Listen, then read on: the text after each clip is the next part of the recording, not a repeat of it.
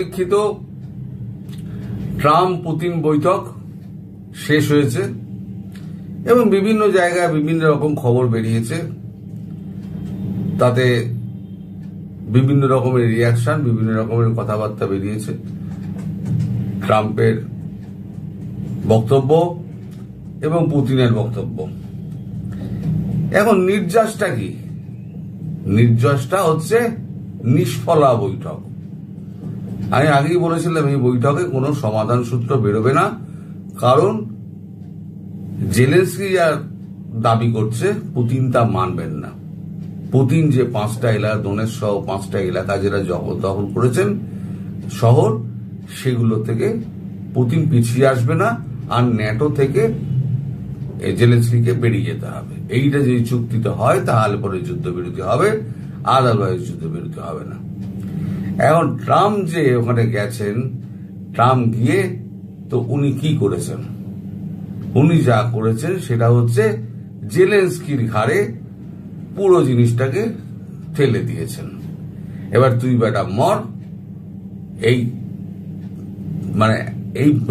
বৈঠকটা নিয়ে খবর করার একটাই অর্থ, যে বিভিন্ন দেশে আমেরিকা যেগুলো করে বেরিয়েছে, জেলেনস্কির ব্যাপারেও সেটা করলো এবং বাংলাদেশের ব্যাপারেও সেইটাই করবে।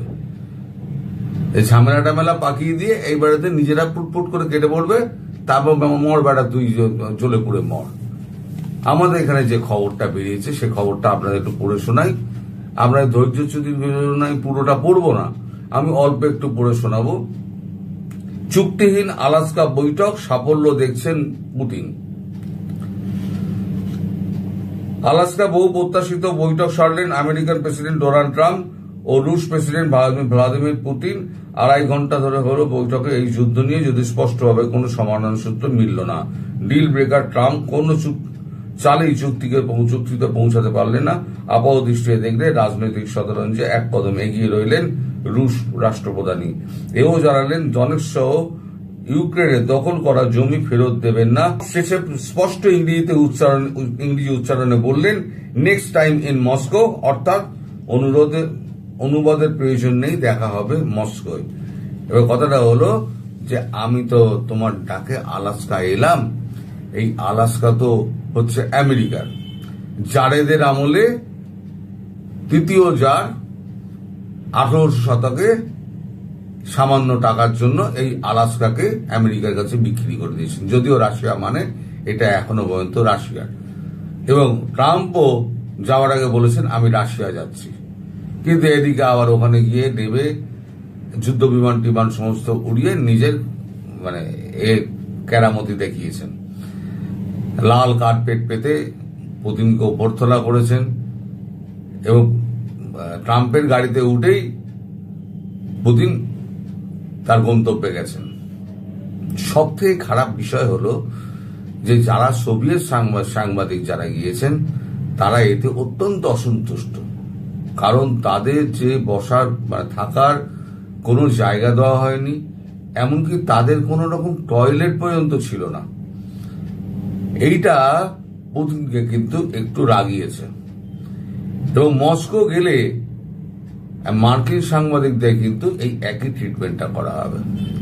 এইবার আসুন যে পরবর্তী পর্যায়ে ট্রাম্প কি বলছেন। ট্রাম্প দাবি করছেন যে আমরা একটা সমঝোতায় পৌঁছেছি, যদিও ট্রাম্পের কথায় এমন কোনো ইঙ্গিত মেলেনি, বরং যুদ্ধবিরতি প্রসঙ্গে শোনা গেল না তার মুখে। ঘুরে ফিরে এলো শান্তি চুক্তি। আবার এও বললেন যতক্ষণ না পর্যন্ত কোনো চুক্তি হচ্ছে ততক্ষণ কোনো সমঝোতার কথা না বলাই ভালো। বৈঠক পরেই তিনি ফোন করেন ইউক্রেনের প্রেসিডেন্ট ভলোদিমির জেলেনস্কিকে। প্রকাশ্যেই বলেছেন এরপর সব দায়িত্ব জেলেনস্কির হাতে। 3 বছর ধরে চলা যুদ্ধ থামবে কিনা ওর ব্যাপার। ঘুরিয়ে সমঝোতা করে নিতে জেলেনস্কির ওপরে কি চাপ বাড়াচ্ছেন ট্রাম্প? কারণ পুতিন বলে দিয়েছেন অতীতের যে সমস্ত সমস্যার কথা তিনি বলেছেন সেসব না মিটলে কোনো চুক্তি হবে না। আবার ডনেটস্ক ইউক্রেনের বিভিন্ন এলাকা তিনি ফেরত দেবেন না। ইউক্রেনের নতুন সীমান্ত কি হবে সে নিয়েও প্রশ্ন থাকছে। অর্থাৎ আমি যেটা বলেছিলাম যে সমস্যা যখন দেখা দেবে, যখন মেটাতে পারবেন না ট্রাম্প, মানে আমেরিকা যখন মেটাতে পারবে না, তখন দেখবেন পাত্তারি গুটিয়ে লোটা কম্বল নিয়ে পালিয়ে যাবে। তারপরে তুই তোর ভোলা, তোর ঝোলা, তুই বুঝে নে, আমি চললাম। এটা জেলেনস্কিকে গাছে উঠিয়ে জেলেনস্কির মই কেড়ে নেওয়া হলো। এইবারেতে হবে কি, বাংলাদেশের ইউনূসের ঘাড়ে সমস্ত কিছু ফেলে দিয়ে, এই সরকারের ঘাড়ে সমস্ত কিছু ফেলে দিয়ে ভারতের সঙ্গে একটা নেগোসিয়েশন করে তার রাস্তা খোলা হচ্ছে। গতকালের ভিডিওতেও আমি বলেছি তার রাস্তা কিন্তু খোলা হচ্ছে। এই যে টুকটাক করে কথাবার্তা হচ্ছে না ব্যাকডোর চ্যানেলে, এইবার দেখবেন খুব শিগগিরই ট্রাম্প বলবেন ভারতের সঙ্গে আমার খুব ভালো সম্পর্ক, আমি ট্যারিফ নিয়ে আর কোনো কথা বলবো না, আমি ভারতের প্রধানমন্ত্রী মোদীকে আমার এখানে আমন্ত্রণ জানাচ্ছি, he is my best friend, তাকে আমন্ত্রণ জানাচ্ছি। তারপরে চলে যাবেন চীনে, সেখানে গিয়ে উনি দেখাবেন যে উনি একজন বড় রাষ্ট্রনেতা, ওনার সঙ্গে কারোর কোনো ঝামেলা নেই। আমি ইউক্রেন রাশিয়ার যুদ্ধ থামাতে পারিনি, কিন্তু বাকি পৃথিবীকে আমি সব শান্ত করে দিয়েছি, সব আমার সঙ্গে আছে, আমাকে নোবেলটা দাও। আর নোবেলের পোকাটা জয়শঙ্করজি মার্কো রুবিওর মাথায় ঢুকিয়ে দিয়েছেন যে এইটা করলে পরে নোবেলটা হতে পারে। ফলে এটা যদি এখন নিশ্চয়ই ট্রাম্পের প্রেসিডেন্ট ট্রাম্পের কানে তো মার্কো রুবিও পৌঁছাবেন, তাহলে যে নোবেলের জন্য যে পাগল, যে সবকিছু করতে পারে, সে ইউনূসের মতো সামান্য মানুষকে সে ছেড়ে দেবে? সুতরাং আমার যদ্দূর ধারণা, এই জেলেনস্কির মতো ইউনূসকেও একদম এক লাথি মেরে সরিয়ে দিয়ে, মানে পাশ কাটিয়ে ভারতের সঙ্গে হাত মিলিয়ে এইবার বাংলাদেশ প্রসঙ্গে ভারত যা করবে, বা আমরা যা করার করছি, একটা মিউচুয়াল এগ্রিমেন্টের মাধ্যমে বাংলাদেশটাকে ঠিক করে দিয়ে দেখবেন এখান থেকে আমেরিকা কেটে পড়েছে। কারণ তার যা স্বার্থ ছিল সেটা হচ্ছে মায়ানমারের ওপরে একটা করিডোর করা, মায়ানমার সরকারের সঙ্গে তার একটা, জান্তা সরকারের সঙ্গে তার একটা সমঝোতা হয়ে গেছে। সেই সমঝোতা নিয়ে পরে কি হবে না হবে, চীন, রাশিয়া, ভারত পরে ঠিক করবে। আগে তো বাইরের ঝামেলা মেটানো যাক, আগে তো RIC গঠন হোক, আগে তো আমার ব্রিক্সের মুদ্রাটা গঠন হোক।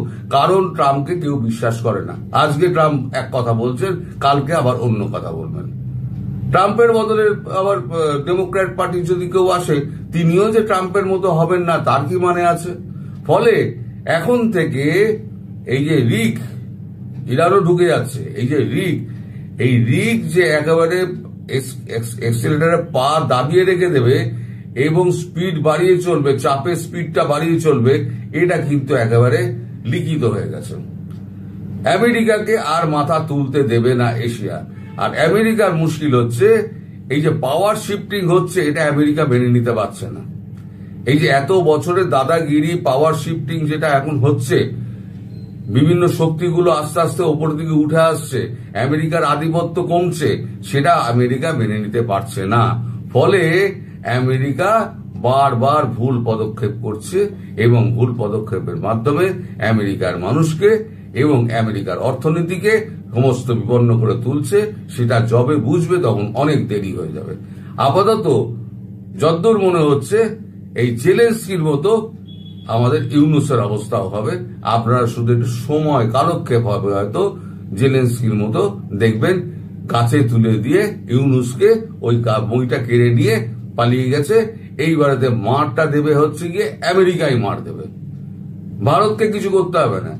আমেরিকা শুরু করেছিল, আমেরিকাই শেষ করবে। কারণ জয়শঙ্করজি একটাই কথা বলেছে, রায়টা কে ফেলিয়েছে, মানে নোংরাটা কে ফেলিয়েছে? নোংরাটা ফেলেছেন আপনারা। যদি করতে হয় আপনারা পরিষ্কার করুন, আর ভারত যদি নাবে তাহলে পরে আপনাদের নাক কাটা যাবে। আমেরিকা সভাপতি চাইবে না তার নাকটা কাটা যাবে। তার কাছে একটা ছোট ভূখণ্ড, সেটা কি, সে তো আসল যেটা জন্য করেছিল সেটা সে পেয়ে গেছে, আপাতত পেয়েছে, পরে কি হবে দেখা যাবে। তাহলে পরে এখন ইউনূসের দামটা কি? যার জন্য ট্রেসি অ্যান্ড জেকবসন তিনি পরিষ্কার গিয়ে ইউনূসকে বলে দিয়েছেন, আপনি পদত্যাগ করুন, আপনার উপর থেকে আমরা আপনার মাথা থেকে আমরা হাত তুলে নিলাম। ফলে এত চাঞ্চল্য, এত কিছু, এবং কেউ এর দায়িত্ব নিতে চাইছে না। সবাই জানে এরপরে কিন্তু শেখ হাসিনা এই সংসারে এসে বসবেন। শেখ হাসিনা সংসারে এসে বসলে পরে যার যা বিচার করার কথা সেই বিচার তিনি করবেন এবং সব কটাকে একেবারে ফাঁসির দড়িতে ঝোলাবেন। এই একটা কারণ ভেবেই কিন্তু প্রধান বিচারপতি কিন্তু দায়িত্ব নিতে চাননি, কারণ প্রাক্তন প্রধান বিচারপতির যে অবস্থা তিনি দেখেছেন, তারপরে কি তিনি তার মতো বুদ্ধিমান মানুষ এই জিনিস করতে পারেন? কখনো করবেন না। ফলে এখন ইউনূস হয়ে গেল ছাগলের তৃতীয় সন্তান। ছাগলের তৃতীয় সন্তান হয়ে গেছে ইউনূস, কেবল লাফালাফি করছে, আর কিছু করার ক্ষমতা নেই। এবার উপদেষ্টারা যে যার মতো দেখবেন ধীরে ধীরে ধীরে ধীরে পালাবে। এখনই সমস্ত বাকতাল্লা বন্ধ হয়ে গিয়েছে, এখন চুপচাপ রয়েছে, অবস্থা খুব খারাপ, বুঝতে পারছে। এখন চাপ বাড়াচ্ছে যাতে আওয়ামী লীগ মাঠে না নামতে পারে, তার জন্য নানান রকম চাপ বাড়াচ্ছে।